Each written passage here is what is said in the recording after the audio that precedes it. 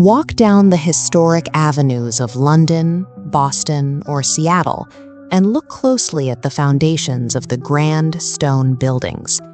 If you crouch near the damp pavement, you will find them, window panes sliced in half by the concrete, looking out into the dark, packed earth beneath the sidewalk.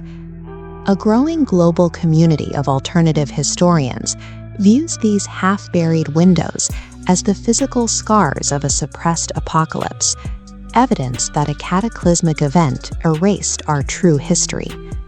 They claim these buildings are the remnants of Tartaria, a magnificent global empire that spanned from Siberia to North America.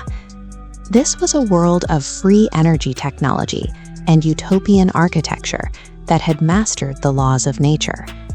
According to the theory, this golden age ended with the mud flood, a terrifying deluge of liquefied earth that swallowed the lower levels of every grand city, leaving us to inherit a world we no longer understand. It is an intoxicating narrative.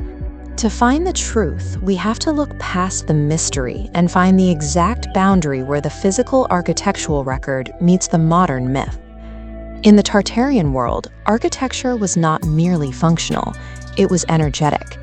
Believers claim that copper-clad domes and soaring obelisks were actually advanced power plants designed to harvest electromagnetic charges from the atmosphere. The intricate geometric layouts of star forts are viewed not as military fortifications, but as massive batteries or wireless nodes for a global power grid.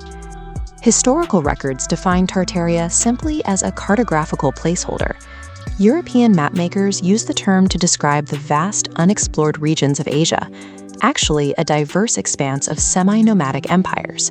It was a geographical blank space, labeled Tartaria, much like early nautical maps read, "Here be dragons." Confusing a mapmaker's lack of knowledge with a high-tech utopia misreads how global exploration was documented. The myth explains the buried cities through the mud flood, a moment where the earth liquefied, sending millions of tons of heavy silt and clay to swallow the lower levels of grand palaces. The factual history of these half-buried windows is deeply rooted in the rapid, messy urbanization of the late 19th century. In the 1850s, Chicago physically jacked up its streets by several feet to install modern sewage lines and halt cholera outbreaks. This engineering feat turned original ground floors into basements. Other cities moved literal mountains. In Seattle, engineers used high-pressure water cannons to wash away entire hills, drastically altering the natural topography for industry. These subterranean windows stand as physical evidence of the Industrial Revolution's chaotic fight against urban disease. The narrative claims a shadowy elite survived the flood and initiated a great reset, systematically erasing Tartaria to monopolize energy through combustion-based power. Believers view the grand World's Fairs of the late 19th century as the final showcases of captured Tartarian cities, deliberately dynamited to hide the evidence. Blueprints and construction photos tell a more temporary story. These colossal palaces were built of staff, a cheap mixture of plaster, hemp, and cement laid over timber frames, designed to last only a few months.